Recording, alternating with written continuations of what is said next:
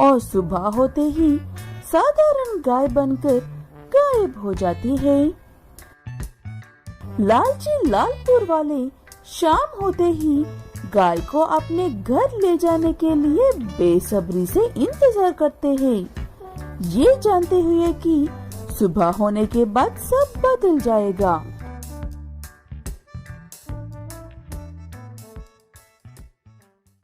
आप अभी तक बाहर क्या कर रहे हो जी? खाना खाकर सोना नहीं है क्या? सुबह जल्दी उठकर खेत में भी जाना है। मैं उठ जाऊंगा सुबह जल्दी, तुम खाकर सो जाओ कुंती। मुझे कुछ काम पूरा करना है, वो करके आ जाऊंगा। ऐसे कहते हुए कलवा उस मूर्ति बनी हुई सोने की गाय को गांव भर में तलाश कर ढूंढ लेता है और अपने घर लेकर जाता है। कलवा उस सोने की गाय का इतनी रात में कुछ भी नहीं कर सकता था, फिर भी उसे देखकर सोचने लगता है उससे कैसे फायदा उठाए कहकर। इतनी रात को कोई खरीदार नहीं मिलेगा और सुबह तक ये नहीं रहेगी। अब मैं क्या करूं? इसे ऐसे ही जाने दे तो, इसे ऐसे ही जाने तो नहीं दे सकता हूँ। ऐसे कहते हुए कलवा उस गाय को सुबह होने तक देखते हुए बैठता है। ऐसे देखने की वजह से वो गाय अपना रूप ही नहीं बदलती है। वो देखकर कलवा की खुशी का ठिकाना नहीं था। कुंती, कुंती, यहाँ पर आओ, देखो क्या है मेरे पास। कुंती।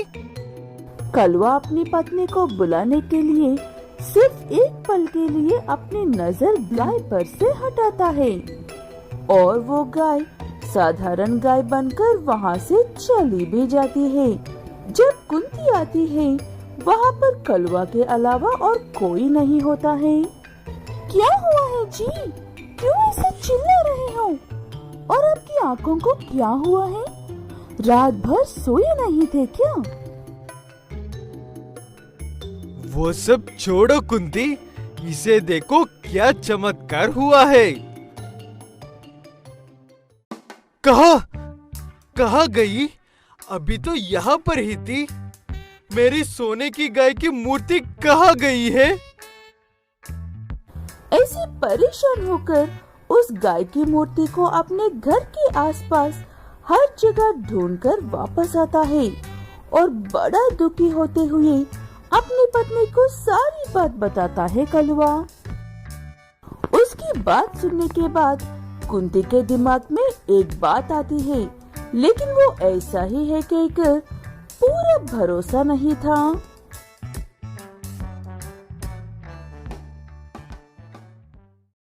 तुमने कहा था कि रात भर बैठकर तुम उसे देख रहे हो और वो सोने की मूर्ति वैसे ही थी, लेकिन एक पल को उस पर से नजर हटाकर मुझे आवाज देते ही वो गायब हो गई है।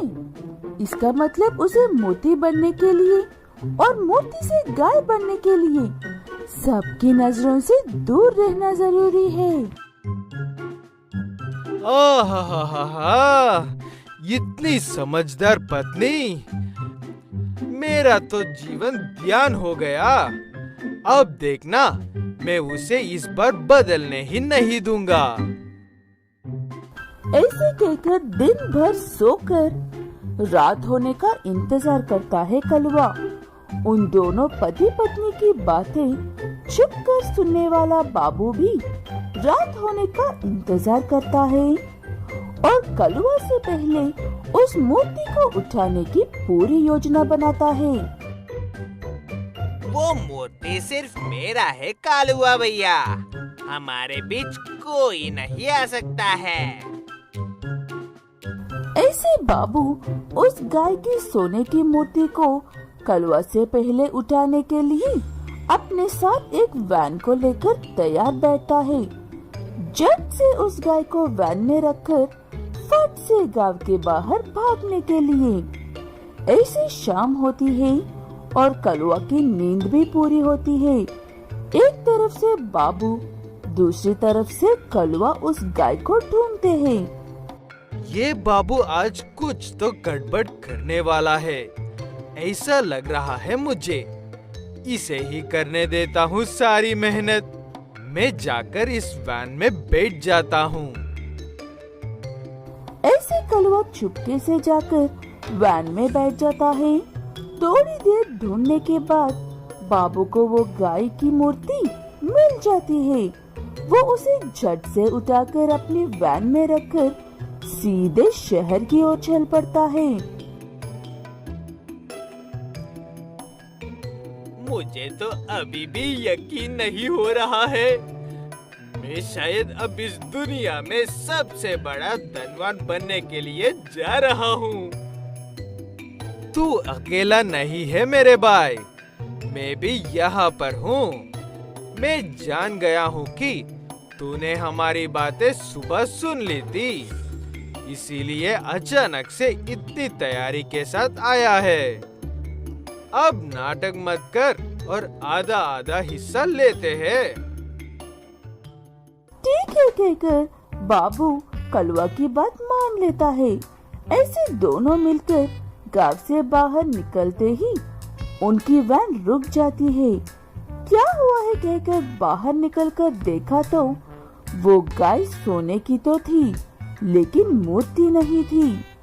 कलवा और बाबू को देखकर मुस्कुरा रही थी और ऐसे कह रही थी, मुझे इस गांव से बाहर निकलकर आजाद करने के लिए तुम दोनों का बहुत बहुत शुक्रिया। मैं ना जाने कितने समय से इस गांव में फंसी थी। तुम मुझे बेचकर धनवान बनने वाले थे ना? जाओ, तुम्हें मुझे आजाद करने की खुशी में धनवान बन दिया। अपने घर लौट जाओ और बाकी की जिंदगी खुशी से औरों की मदद करते हुए गुजारो। ऐसे कहकर वो गाय वहाँ से उड़ जाती है। उसकी बातें कितनी सच्ची है और कितनी गलत, इस बात से अनजान दोनों परेशान घर लौटते हैं। अपने घरों में पड़े हुए खजाने को देखकर पहले तो खुश होते हैं, उसके बाद गाय की बात याद करते हैं। बहुत समय पहले कांतारा नाम का एक साधारण से दिखने वाला बैल हमेशा सफर करता रहता है और जिस भी गांव में पहुंचता है वहां के लोगों की बीमारियां ठीक कर देता है और गरीबों को दान देता है।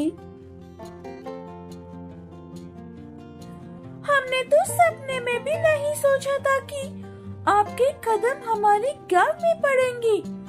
आप यहाँ पर आए, हमें ये देखकर बहुत खुशी हुआ है कांतारा जी।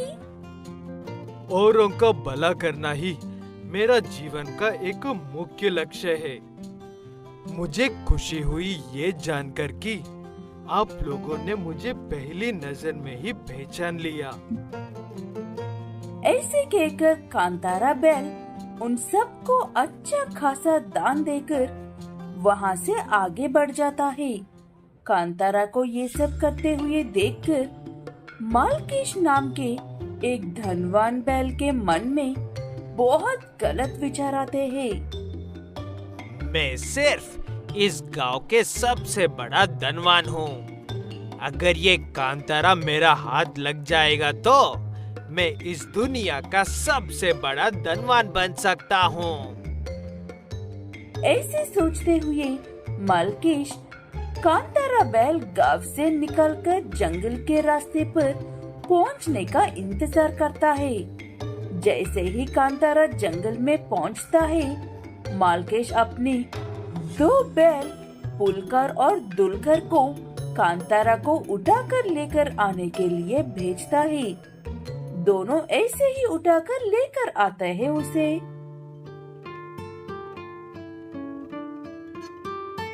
कौन हो तुम सब? मुझे यहाँ पर ऐसे जबरदस्ती क्यों उठाकर लेकर आए हो? क्या चाहते हो तुम मुझसे? शांत हो जाओ कांतारा, कितने सवाल करते हो तुम? भले ही मेरे आदमी तुमने जबरदस्ती उठाकर लेकर आए हैं, लेकिन हम भी भले लोग ही हैं और तुम्हारी मदद चाहते हैं। ऐसे कहते हुए मालकेश बैल कांतारा बैल को अपनी इच्छाएं बताता है। उसकी इच्छाएं सुनकर कांतारा गुस्सा हो जाता है और किसी भी हाल में उसकी मदद नहीं करेगा कहता है। मैं भला लोगों की मदद करता हूँ, तुम जैसे दुष्टों की नहीं। तुम खुद का और मेरा वक्त बर्बाद कर रहे हो। अब दुष्ट कह दिया है तो हमारी दुष्टता भी देख लो कांतारा जी। दुलकर, पुलकर, इसका सर पर 2 बाल्टी ठंडा पानी डालकर ऐसे ही छोड़ दो। कल सुबह तक अकल ठिकाने आ जाएगी इसकी। दुलकर और पुलकर 2 बाल्टी ठंडा पानी लेकर आकर कांतारा पर डालते हैं। उसके बाद उसे ऐसे ही कुर्सी से बांधा हुआ छोड़कर वहाँ से चले जाते हैं। घर लौटने के बाद दुलकर देखता है कि उसकी पत्नी और बच्चे बहुत खुश हैं। क्या बात है लैला, आज बहुत खुश लग रहे हो तुम सब। आज गांव में कांतारा आए थे। उन्होंने बच्चों की तबीयत ठीक कर दी और हमें थोड़ा सा धन भी दिया है। वो बहुत अच्छे हैं, सबकी मदद करते हैं। अपनी पत्नी की बात सुनने के बाद दुलकर को बुरा लगता है, क्योंकि वो अभी अभी उसी कांतारा को ठंडे पानी में छोड़कर आया है। इसलिए वो बेचैन और परेशान हो रहा था। तब उसे उसकी पत्नी पूछती है कि बात क्या है।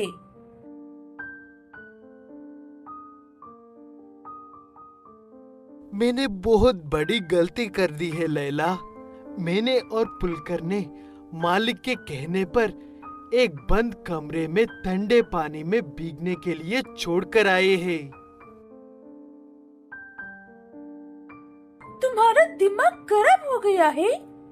कांतारा के साथ ऐसा करने का सोच भी कैसे हुआ तुमको दुलकर? अभी जाकर उन्हें आजाद कर दो। नहीं कर सकते हैं लैला, चाबी मालिक के पास है। कल सुबह तक इंतजार करना पड़ेगा। ऐसे सुबह तक इंतजार करते हैं। सुबह होते ही दुलकर पुलकर के घर जाने वाला होता है, लेकिन पुलकर ही उसके घर आकर कांतारा के बारे में बताता है। ठीक है कहकर दोनों कांतारा को बचाने के लिए जाते हैं। आए हो तुम दोनों, मैं तुम्हें ही बुलवाने वाला था। चलो उस कांतारा की खबर लेते हैं। हम यहाँ पर कांतारा को परेशान करने के लिए नहीं आए हैं, उनकी मदद करने के लिए आए हैं। ये क्या बकवास कर रहे हो? कल तक तो ठीक थे, आज अचानक से क्या हो गया है तुम्हें? मरना चाहते हो क्या? ऐसे पुलकर मालकेश को अपनी बातों में उलझाता है और दुलकर जाकर कांतारा को आजाद कर देता है। तुम्हारा बहुत बहुत शुक्रिया मित्र, ये एहसान कभी नहीं भूलूंगा मैं। ऐसे कहकर कांतारा बैल मालकेश को लेकर वहाँ से गायब हो जाता है। उसके बाद कभी भी कोई भी मालकेश बैल और कांतारा बैल को नहीं देखते हैं। वैसे तो सुंदरबंस के जंगल में बहुत सी शादियाँ होती है, लेकिन सभी पंछियों को इंतजार होता है तोते की शादियों का। तोते पंछियों की शादियाँ इतनी शानदार होती है कि दूसरे पंछी 2-2 हफ्ते पहले से ही तैयारियां करने लगते हैं उनकी शादी की। ठीक है, तो अगले हफ्ते ही इन दोनों की शादी करवाते हैं। कालू मामा, शादी की खबर सबको देने की जिम्मेदारी तुम्हारी है। चिंता मत करो आप। शाम होने से पहले ये बात सारे जंगल में फैल जाएगी। मैं हूँ तो डर किस बात का। ऐसे कहते हुए कालू कौवा सारे जंगल में तोते की शादी की बात फैला देता है। उनकी शादी की बात सुनकर पंछी ऐसे बात करने लगते हैं। तोते की शादी है, मुझे इस शादी में इतनी सुंदर दिखना है कि मेरे सामने तो दुल्हन भी कम ही लगनी चाहिए। कुछ तो शर्म करो, 1 डजन बच्चे हैं हमारे। वैसे भी मैं भी अपने लिए एक 3 पीस सूट खरीदने वाला हूँ। ऐसे एक से बढ़कर एक कबूतर, कौवे और चिड़िया तोते की शादी की धूमधाम से तैयारियां करते। लेकिन कहीं ना कहीं कालू कौवा इस शादी से खुश नहीं था। वो हर काम अच्छे से ही तो कर रहा था, लेकिन अकेले में ऐसा सोच भी रहा था। इनके शादी में ऐसा क्या होता है जो सभी जंगल के पंछी त्योहार से भी ज्यादा खुश होते हैं, और हम कौवों की शादी में ऐसा क्या होता है सभी पंछी मतम मनाने वाले चेहरा बनाकर बैठ जाते हैं। कौवे की ये सोच उसे कुछ गलत करने के लिए अंदर से मजबूर करने लगती है। इसलिए कौवा सबके सामने अच्छा ही बनता है, लेकिन पीछे से काम बिगड़ता जाता है। मैंने यहीं पर तो रखा था हार, कहाँ चला गया यहाँ से? कालू मामा, क्या तुम्हें कहीं नजर आई वो हार? शादी के लिए बहुत जरूरी था। नहीं नहीं, तो मैंने नहीं देखा कोई हार। देखा होता तो आपको ही दे देते ना। तुम्हारी तबीयत तो ठीक है ना? मैं तो बस यूं ही पूछ रही थी। जाकर थोड़ा सा आराम कर लो, थक गए होंगे। ठीक है कहकर कालू कौवा पहले फुर्सत में वहाँ से उड़ जाता है और चुराया हुआ हार अपने घर में छुपा लेता है। लेकिन कालू इससे भी उतना खुश नहीं था। वो कुछ ऐसा करना चाहता था जिसे करने के बाद तोते के परिवार को बेइज्जती सहनी पड़े। ये काम करता हूँ, सारे खाने में मिर्च और नमक भर देता हूँ और पंडित को भी गायब कर देता हूँ। जब शादी वक्त पर नहीं होगी और खाना भी अच्छा नहीं होगा, तब मुझे सुकून मिलेगा। ऐसे कहते हुए कालू कौवा शादी के दिन तक इंतजार करके खाना अच्छे से तैयार होने के बाद चुपके से जाकर चावल में नमक और कर्री में मिर्ची मिलाकर पंडित के पास जाता है। अरे पंडित जी, इतनी जल्दी कहाँ जा रहे हो? शादी तो शाम की तय हुई है, आपको किसी ने बताया नहीं? नहीं कालू कौवे, मुझे किसी ने नहीं बताया। तुम तोते परिवार के बहुत करीब हो, सच ही कह रहे होगे। मैं जाकर सो जाता हूँ, शाम को लौट कर आऊंगा। ऐसे कहकर पंडित वहाँ से चला जाता है और कालू कौवा तोते के पास जाकर बैठ जाता है।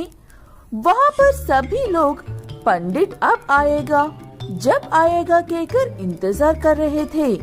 बहुत ज्यादा देर होने पर लगता है पंडित जी किसी काम में व्यस्त है और उन्हें आने में वक्त लगेगा। तब तक हम खाना ही खा लेते हैं। ठीक है कहकर सब खाने के लिए जाते हैं। खाना खाने के बाद एक एक के मुंह पर स्वाद इतना खराब होता है कि लोग पानी पानी कहकर दौड़ने लगते हैं। तभी दुल्हन तोता आकर ऐसे कहती है, ऐसा क्यों किया कालू मामा? मैंने आपका क्या बिगाड़ा था? अब झूठ बोलने की कोशिश मत करना। मैंने आपको हार लेते हुए देखा है और अब सब खा रहे हैं, लेकिन आप नहीं। सब परेशान हैं, लेकिन आपके चेहरे में खुशी नजर आ रही है। हाँ, मैं नहीं किया ये सब।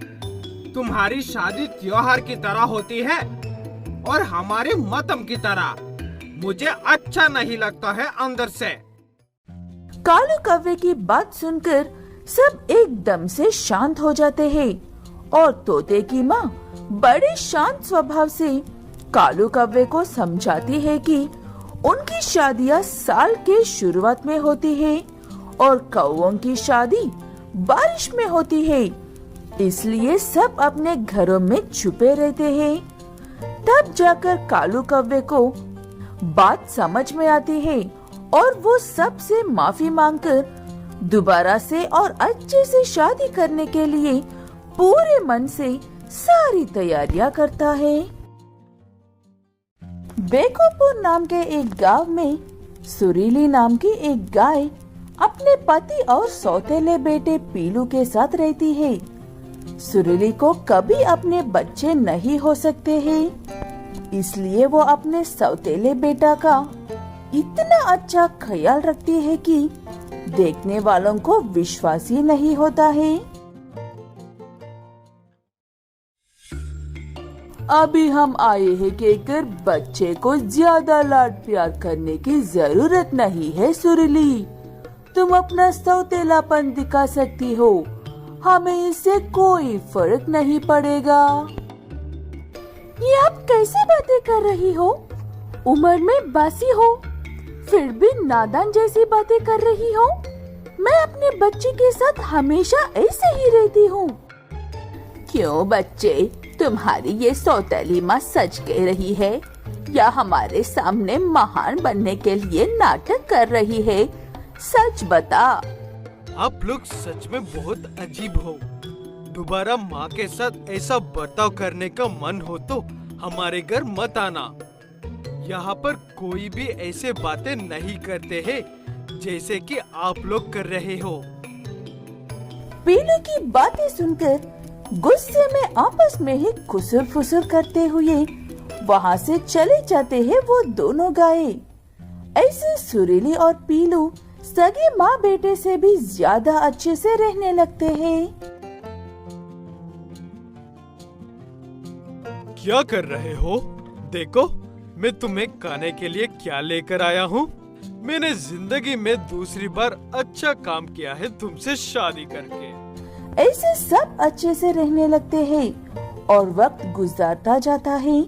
सुरीली गाय और उसका पति बूढ़े हो जाते हैं और पीलू बैल शादी के लायक हो जाता है।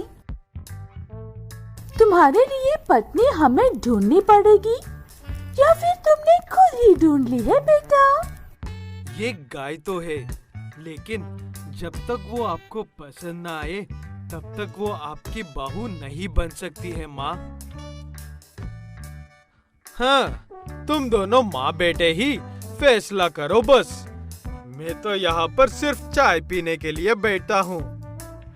बहू को घर लेकर आओ, देखते हैं समझदार है या तुम जैसा ही है। ऐसे पीलू अपने माँ बाप से उसकी होने वाली पत्नी तुमकी से मिलवाता है। तुमकी वैसे तो अपनी पहली मुलाकात में अच्छा बर्ताव करती है, इसलिए सुरीली और उसके पति को भी वो पसंद आती है और उनकी शादी भी हो जाती है। पीलू के पिता अपनी बहू को अच्छे से जान पाते, इससे पहले ही उनकी हार्ट अटैक की वजह से मौत हो जाती है। माँ, अब पिताजी नहीं रहे हैं, इसीलिए मुझे ज्यादा पैसे कमाने के लिए गांव के बाहर जाना होगा। आप और तुमकी एक दूसरे का ख्याल रखकर अच्छे से रहना। मैं ये बात उसे भी बता दी है। ऐसे कहकर पीलू अपने काम पर चला जाता है। उसके जाने के बाद तुमकी अपने तुमके दिखाना शुरू करती है। अपने कमरे से बाहर निकले बिना ही सुरीली से सारे काम करवाती है। पहले दिन तो सुरीली को कुछ भी समझ में नहीं आता, इसलिए वो सारे काम कर लेती है। लेकिन हर रोज ऐसा ही होने की वजह से सुरीली को बहुत ज्यादा थकान होती है और वो अपनी बहू को कमरे से बाहर निकलकर कुछ काम करने को कहती है। तब तुमकी गुस्से में अपनी सास से, ए बुढ़िया, तेरी हिम्मत कैसी हुई मुझसे ऐसी बात करने की? तुझे उस बूढ़े के मरने के बाद भी इस घर में इसलिए रहने दे रही हूँ क्योंकि तू यहाँ के काम कर सके। ये क्या बदतमीजी है? मेरे बेटे को आने दो, उसी की सुनोगी तुम। ऐसे कहते हुए पीलू के आने के बाद सारी बात बताती है सुरीली गाय। लेकिन पीलू बैल अपनी माँ का यकीन तो नहीं करता है, लेकिन उल्टा उसे ये सब बातें भी कहता है। बस करो माँ, आज आपने अपना सौतेलीपन दिखा दिया है ना। मैं तुमकी को 3 साल से जानता हूँ, मुझे पता है वो कैसी है। दोबारा ऐसा लांछन मत लगाना मेरी पत्नी पर। ऐसे कहकर पीलू अपने काम पर चला जाता है। तुमकी सुरीली को खाना दिए बिना इतना थका देती है कि वो बीमार होकर अपनी जगह से हिल भी नहीं पाती है। लेकिन तुमकी को ये सब नाटक लगता है। लेकिन पीलू जब शाम को लौटकर आया है तब उसे ये नाटक नहीं लगता है और वो सुरीली को अस्पताल लेकर जाता है। वहाँ पर डॉक्टर उसे खूब डांटते हैं, इतना सारा काम करवाने के लिए, वो भी बिना खाना दिए। इसका मतलब माँ सच कह रही थी। अभी घर जाकर उसे मेरे घर से बाहर निकलकर फेंक देता हूँ। लेकिन मैंने अपनी इतनी अच्छी माँ के सामने कौन सा मुंह लेकर जाऊं? मैंने तो यहाँ तक कह दिया कि वो मेरी सौतेली माँ है। ऐसे कहते हुए पीलू बैल जैसे तैसे करके अपनी माँ का अच्छे से इलाज करवाने की कोशिश करता है और कुछ समय के लिए अपनी पत्नी को उसके घर भेज देता है।